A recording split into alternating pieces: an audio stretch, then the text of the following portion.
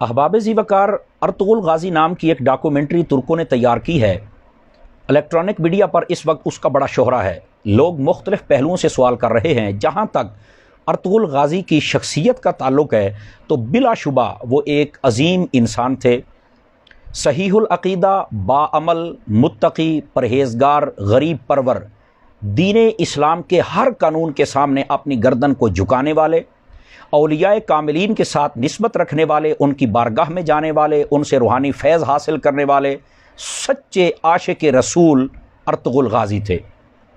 انہی کا ایک بیٹا عثمان ہے جس کے نام پر خلافت عثمانیہ کی بنیاد رکھی گئی۔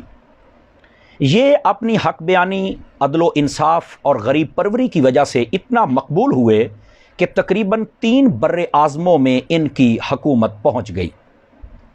تقریباً 600 سال کے قریب انہوں نے حکومت کی۔ اس کے بعد کچھ غداروں اور عیاش پرستوں کی وجہ سے انگریز ان کی حکومت کا تختہ الٹنے میں کامیاب ہو گیا۔ جولائی 1923 کے اندر جرمنی کی درخواست پر ایک معاہدہ طے پایا جس کو معاہدہ لوزان کہتے ہیں۔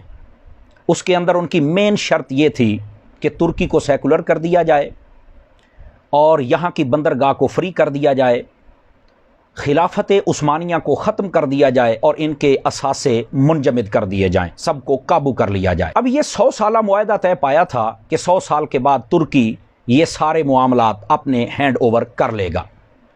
اب چونکہ 2023 کے اندر یہ معاہدہ ختم ہونے جا رہا ہے تو ترکیوں نے اس ڈاکومنٹری کو اس لیے تیار کیا تاکہ وہ اپنی قوم کو اپنے ماضی کے ساتھ جوڑ سکیں اور اپنا کھویا ہوا وقار حاصل کرنے کے لیے تیار کر سکیں۔ ناظرین، یہ بات سچی ہے کہ ڈاکومنٹری اچھی ہو یا بری ہو، بہرحال لوگ اس سے سبق ضرور حاصل کرتے ہیں۔ اور پھر جو تاریخی ڈاکومنٹری ہوتی ہے 100% اس کو مووی کے اندر کنورٹ کر دیا جائے تو ایسا نہیں ہو سکتا ہے، اس کے اندر کچھ سکم اور کمزوریاں رہ جاتی ہیں۔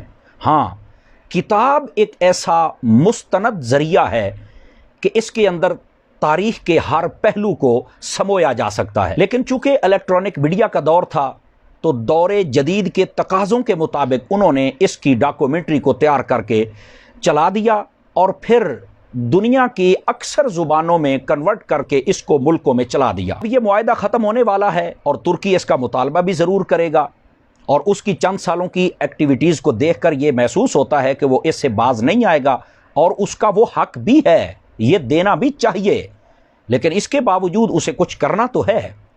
اس نے یہ ڈاکومنٹری جب سے چلائی ہے تو سب سے پہلے عالم کفر بڑا لرزاں و ترساں ہے کہ یہ انہوں نے کیا کر دیا ہے، اور اس پر بڑی چیمگوئیاں ہو رہی ہیں۔ ظاہر سی بات ہے ان کے سارے مفادات یک دم دریا برد ہو جائیں گے تو انہیں تکلیف تو ہوگی نا کہ 100 سالہ بدماشی ختم ہو جائے گی ان کی۔ دوسرے کون لوگ ہیں جن کو تکلیف ہوگی؟ دوسرے وہ لوگ ہیں جو بد عقیدہ ہیں۔ وہ کیسے؟ اس ڈاکومنٹری کو آپ دیکھیں تو بہت زیادہ نبی پاک صلی اللہ علیہ وسلم سے محبت کا اظہار کیا گیا، یہاں تک کہ جب نام آئے تو سینے پر ہاتھ رکھ کے محبت کا اظہار کرنا، درود و سلام پڑھنا، آقا علیہ السلام کے نام پر بہت ساری محافل کا اہتمام کرنا، جنازہ پڑھنا، جنازے کے بعد دعا کرنا، بزرگوں کے پاس جانا، ان کی بیعت کرنا، ان سے روحانی فیض حاصل کرنا، ان کی سرپرستی میں دین کا کام کرنا، عدل و انصاف قائم کرنا، صحابہ اور اہل بیت سے محبت قائم کرنا، مساجد کو بنانا، مدارس کو بنانا۔ تو ظاہر سی بات ہے یہ ساری چیزیں جب بد عقیدہ لوگ دیکھیں گے تو ان کے لیے تو موت کا مقام ہوگا کہ ہم تو لوگوں کو کچھ اور کہتے رہے، اور جب لوگ دیکھیں گے 600-700 سال پرانی یہ داستان ہے تو ان لوگوں کو تو ظاہر سی بات ہے بہت تکلیف ہوگی کہ سچ کچھ اور ہے اور ہم نے دکھایا کچھ اور ہے۔ بہرحال لوگ یہ بھی سوال کر رہے ہیں کہ اس کا دیکھنا کیسا ہے۔ میں اس بارے میں علامہ مفتی محمد حسان عطاری صاحب جو کہ مدنی چینل پر بیٹھتے ہیں، ان کی خوبصورت تحریر کا ایک حصہ آپ کو عرض کرتا ہوں۔